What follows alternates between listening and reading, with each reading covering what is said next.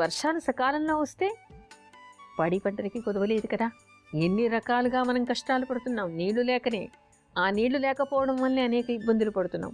మరి ఆ నీళ్లు రావాలంటే, వర్షం పడాలంటే ఏ ప్రభుత్వం ఏమీ చేయలేదు, ఏ మానవ మాతృడు ఏమీ చేయలేడు. భగవంతుడు మాత్రమే చెయ్యాలి. కానీ దాన్ని చేసేటువంటి శక్తి మాత్రం మొక్కలకి ఉంది. అంటే మొక్కల్ని బాగా నాటడం వలన, వనాల్ని పెంచటం వలన, అడవుల్ని పెంచటం వలన సకాలంలో వర్షాలు పడతాయి. అధిక వర్షాలు కురిసే అవకాశం ఉంటుంది. ఎప్పుడూ చినుకులు చిత్తడిగానే ఉంటూ ఉంటుంది. అలా ఉంటే మనకి పాడి పంటలకి కొదవ ఉండదు. పాడి పంటలకి కొదవలేదనుకోండి, ఇంకేముంది, అన్న వస్త్రాలకి కూడా కొదవలేదు. మనకి కలపకి కూడా కొదవ ఉండదు. కలప అంటే చెక్క మీదే కదా మన ఆధారం అంతా కూడా. మనం చేసుకునేటువంటి అనేక వస్తువులు చెక్క నుంచి వచ్చేవే కదా. బిడ్డ పుట్టగానే చేటలో పడుకోబెట్టేటువంటిది దానికి కలప కావాలి. అంటే కలపతో చేసిందే కదా.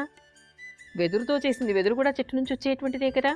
వెదురుతో చేసేటువంటి చాటలు, అసలు వ్యవసాయ సామాగ్రి మనకి ఎన్ని చూసినా కూడా వెదురుతో చేసేవి. గంపలు కానీ, చాటలు కానీ, నాగలి కానీ, ఇవన్నీ కూడా మనకి చెక్కతోనే చేస్తాం.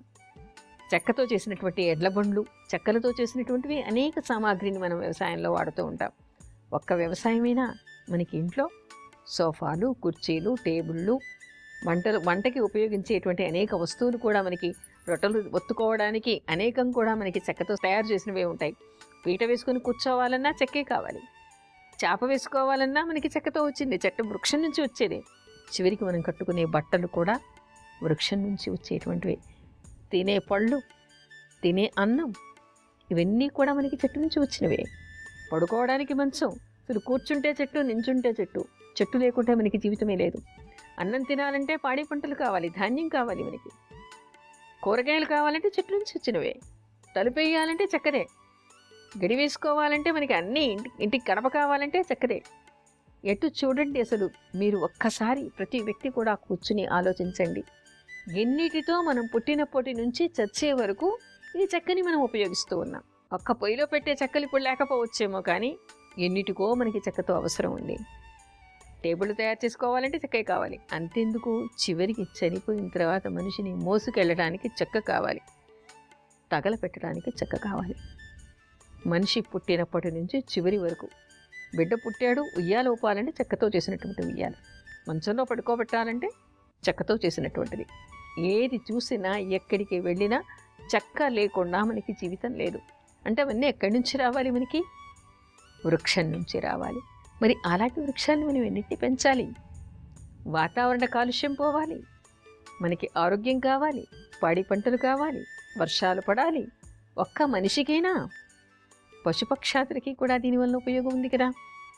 పశువులకి మేత, అంతేకాదు పక్షులు, ఎన్నో పక్షులకి ఆహారం కూడా కదా. చెట్ల మీద ఉండేటువంటి అనేక ఫలాలను అవి తింటుంది. తర్వాత చెట్ల మీద అవి గూళ్ళు కట్టుకుంటూ ఉంటాయి. కుహు కుహు అని కూస్తూ ఉంటుంది కోయిల. అనేక పక్షులు కూడా చెట్లని ఆలవాలంగా చేసుకొని నివసిస్తూ ఉంటాయి. అంటే పశువులకి, పక్షులకి, వాతావరణానికి, వర్షానికి, మనకి నిత్య జీవితంలో మనం జీవించడానికి. పుష్కరం అంటే ఏమిటి? నదికి పుష్కరాలు ఎలా వస్తాయి? మనకిప్పుడు గోదావరి నదికి పుష్కరాలు నడుస్తూ ఉంటాయి. 31వ తారీఖు నుంచి మనకి అంత్య పుష్కరాలు కూడా ప్రారంభం కాబోతూ ఉన్నాయి. అయితే జీవనదులన్నిటికీ కూడా, ముఖ్యంగా 12 నదులకి ఒక్కో సంవత్సరం ఒక్కో నదికి పుష్కరం వస్తూ ఉంటుంది. అసలు పుష్కరం అంటే ఏమిటి అనే విషయం ఆధునిక యువతకి తెలియదు. పుష్కరం అనేటువంటి పదానికి 12 సంవత్సరాల కాలం అనేటువంటి అర్థం ఒకటి ఉంది. అదే కాకుండా అసలు నదులకి పుష్కరాలు ఎందుకు వస్తాయి? 12 సంవత్సరాలు ఏమిటిది? ఒక్కో నదికి 12 సంవత్సరాలకి ఒక్కోసారి పుష్కరం ఎందుకు వస్తుంది అనేటువంటి సందేహం కూడా కలగవచ్చు.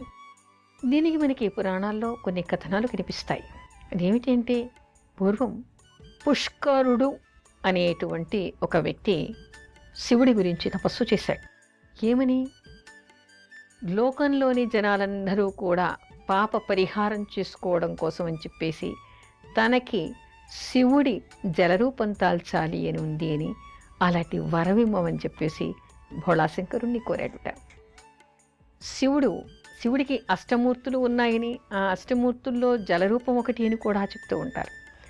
అలాంటి జలరూపాన్ని దాల్చాలి అని చెప్పేసి అడిగాడుట. అయితే శివుడు వెంటనే తపస్సుకి మెచ్చి వరమిచ్చేట, అతనికి జలరూపాన్ని ప్రసాదించాడుట, అతనికి శక్తిని ప్రసాదించాడుట. ఆ జలంలో ఎవరు స్నానం చేస్తే వాళ్ళందరూ కూడా పవిత్రులైపోవాలి, వాళ్ళకు ఉండేటువంటి పాపాలన్నీ పరిహారం కావాలి అని. అయితే ఏ జలాల్లో ప్రవేశించాలి? అతనికి జలరూపం అయితే వచ్చింది. అప్పుడు బ్రహ్మ ఒక ఆలోచన చేసేట, ఈలాంటి పాప పరిహారం చేసేటువంటి ఈ పుష్కరుడు నా కమండలంలోని జలంలో ఉండాలి అనుకుని ఆహ్వానం చేసేట. అప్పుడు ఆ పుష్కరుడు బ్రహ్మదేవుడి కమండలంలోని జలంలో ప్రవేశించాడుట. ఆ తర్వాత బృహస్పతి, మనం గురుగ్రహం అని చెప్తూ ఉంటాము. బృహస్పతి అనేటువంటి వాడు దేవ గురువుగా చెప్తూ ఉంటారు. ఆ బృహస్పతి కూడా బ్రహ్మ గురించి తపస్సు చేశాడుట. తనకి సకల లోకాల్లోని జనాలని పవిత్రం చేసేటువంటి శక్తి కావాలని, పవిత్ర జలాలని ఆశ్రయించి ఉండాలి అని చెప్పేసి కోరాడుట. అప్పుడు బ్రహ్మ ఆలోచించాడు. ఇలాంటి కోరికే కోరి పుష్కరుడు శివుడి దగ్గర వరాన్ని పొందాడు. ఇప్పుడు బృహస్పతి కూడా ఈ వరాన్ని కోరుతూ ఉన్నాడు. ఒక ఆలోచన చేసి చెప్పేట, మీరిద్దరూ కూడా జీవనదులు, ముఖ్యమైనటువంటి నదులకి ఒక్కో సంవత్సరం మీరు ఆశ్రయించి ఉండండి, ఆవాహించి ఉండండి. ఆ సందర్భంలో, ఆ సమయంలో ఎవరెవరు స్నానదాన జప హోమాలు చేస్తారో వాళ్ళందరికీ కూడా పాప పరిహారం చేయండి అనేటువంటి విషయాన్ని చెప్పేట. అయితే మనకి ఇక్కడ జ్యోతిష్ శాస్త్రం ప్రకారము బృహస్పతి ఒక్కో సంవత్సరం ఒక్కో రాశిలో ఉంటాడు. అయితే బృహస్పతి ఒక్కో రాశిలో ఉన్నటువంటి సంవత్సర కాలం ఒక్కో నదికి పుష్కరం వస్తుంది. ఇక్కడ పుష్కరం అనేటువంటి పదానికి ఒకటి 12 సంవత్సర కాలమని, మరొకటి పుష్కరుడు అనేటువంటి వ్యక్తి తపస్సు చేసి శివుడి దగ్గర వరాన్ని పొందటం వలన కూడా ఈ పుష్కరుడు నదీ జలాల్ని ఆశ్రయించి ఉంటాడు.